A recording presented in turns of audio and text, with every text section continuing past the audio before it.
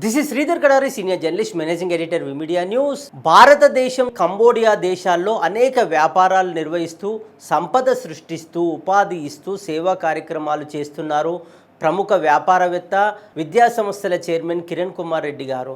ఆయనకి ఈరోజు global business network award అందచేయడం జరిగింది. గ్లోబల్ బిజినెస్ నెట్వర్క్ అవార్డు రావడం ఎలాంటి ఆనందాన్ని, సంతోషాన్ని ఇస్తుంది అనేది ఇప్పుడు ఆయన మాటల్లో విందాం.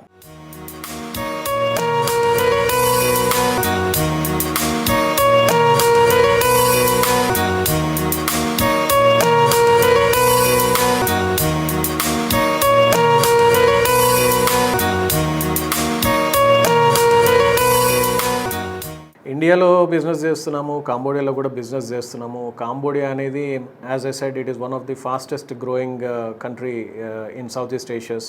The rate at which it is progressing and the growth at which it is happening for the past 10 years అనేది చూస్తే మాత్రం there is a tremendous growth. Moderately developed country అనేది అవ్వబోతుంది 2029లో.